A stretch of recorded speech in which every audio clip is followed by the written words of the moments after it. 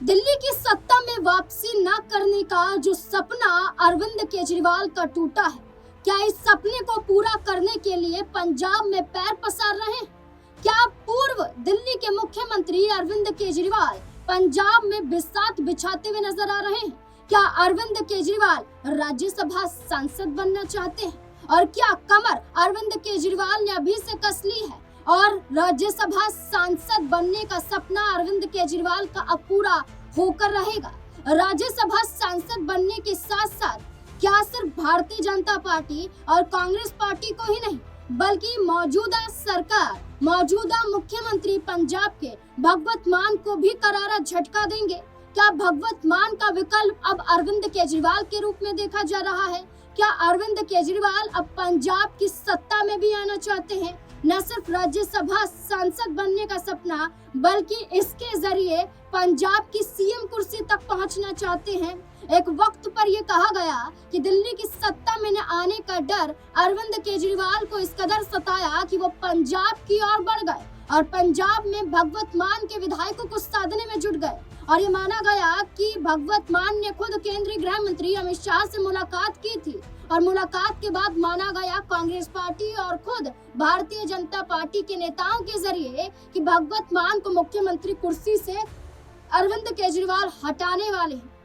उस वक्त भगवत मान और अरविंद केजरीवाल ने इन तमाम बयानों को खारिज कर दिया और ये तक कहा कि भगवत मान मुख्यमंत्री हैं, रहेंगे और आने वाले कई सालों तक रहेंगे। अरविंद केजरीवाल ने इशारा तो किया, लेकिन अब एक सीट पर होने वाले उपचुनाव के साथ माना जा रहा है कि अरविंद केजरीवाल राज्यसभा सांसद बनकर रहेंगे। और क्या सिर्फ राज्यसभा सांसद बनकर रह जाएंगे या इसके जरिए वाकई रास्ता तलाशने की कोशिश कर रहे हैं? दरअसल पंजाब के लुधियाना पश्चिम पर उपचुनाव होना है। इस सीट पर उपचुनाव होना है और आम आदमी पार्टी ने एक ऐसे उम्मीदवार को यहां से उतारा है जिसके जरिए अरविंद केजरीवाल आसानी से राज्यसभा सांसद बन सकते हैं।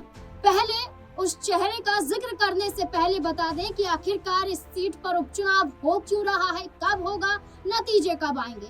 दरअसल ये जो आम आदमी पार्टी की सीट है, ये वाली लुधियाना पश्चिम, इस पर गुरप्रीत बस्सी गोगी के निधन के बाद, यानी कि गुरप्रीत का निधन हो जाता है, इसके बाद ये सीट खाली हो जाती है। वैसे तो ये आम आदमी पार्टी की जीती जिताई सीट है और इस सीट पर भरोसा आम आदमी पार्टी को है कि उपचुनाव होगा तो आम आदमी पार्टी ही यहाँ पर विजयी घोषित होगी। इसलिए इस यहाँ पर निधन के बाद जो ये सीट खाली हुई है, एक ऐसे उम्मीदवार को उतारा गया है जिसके जरिए चुनाव आसानी से जीत लिया जाएगा। इससे पहले आपको बता दें कि इस एक सीट पर उपचुनाव 19 जून को होगा और 23 जून को परिणाम सामने आ जाएंगे। कुल मिलाकर आम आदमी पार्टी के प्रत्याशी को मिलाकर यहाँ पर 14 उम्मीदवार मैदान में उतारे गए हैं, यानी कि 14 चेहरे हैं जो एक सीट पर उपचुनाव लड़ेंगे लुधियाना पश्चिम पर।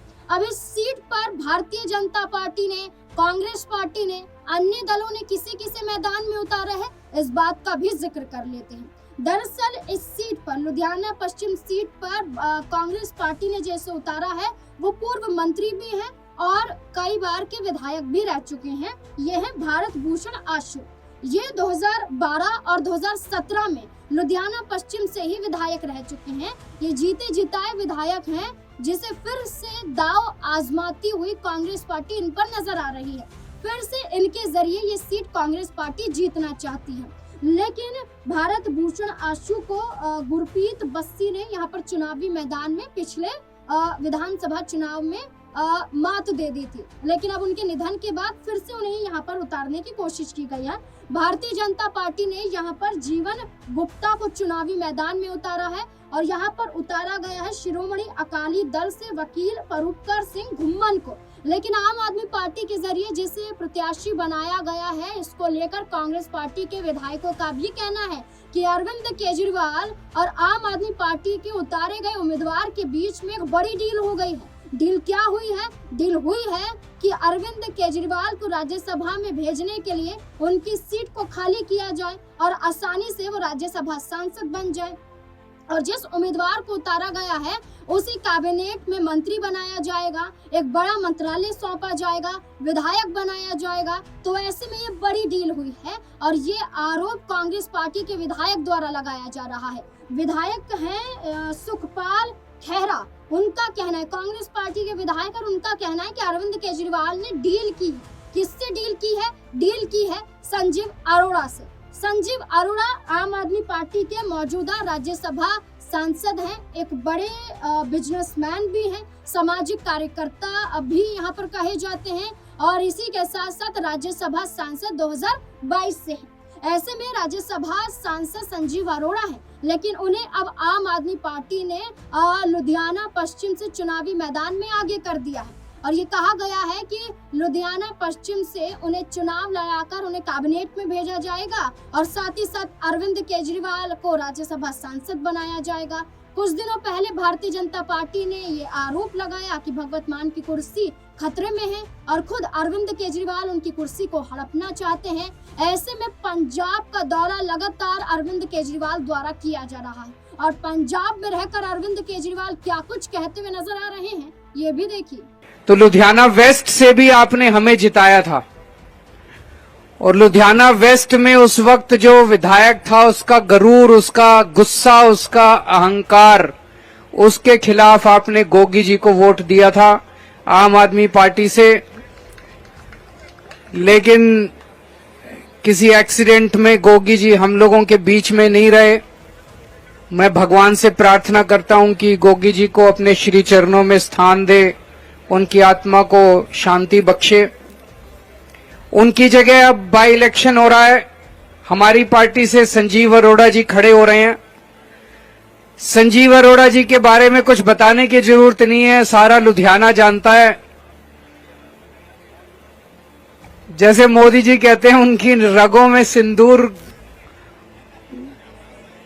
क्या घूमता है, क्या सिंदूर दौड़ता है।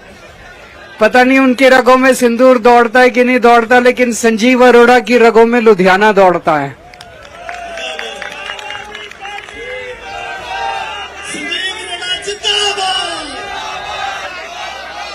ये हमें संजीव अरोड़ा, मान साहब से पूछो, इतना तंग करते हैं मेरे को और मान साहब को इतना तंग करते हैं।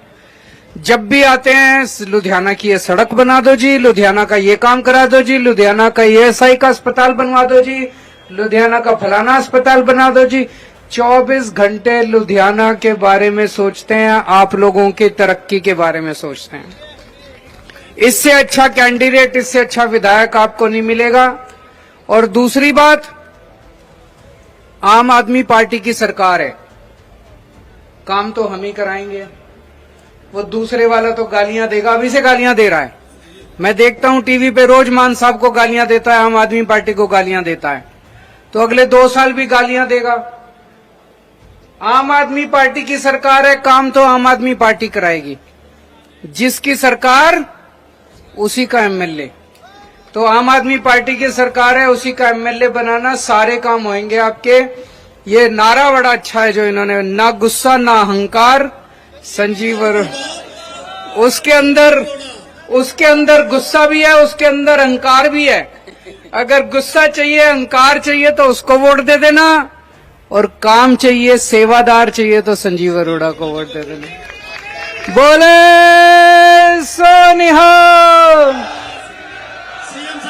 अब ये तो तय हो गया है कि संजीव अरोड़ा को उपचुनाव लड़ाया जाएगा और ये भी तय माना जा रहा है कि अरविंद केजरीवाल राज्यसभा सांसद बनना चाहते हैं। अब देखना होगा कि 19 जून के चुनाव में संजीव अरोड़ा चुनाव जीत पाते हैं कि नहीं।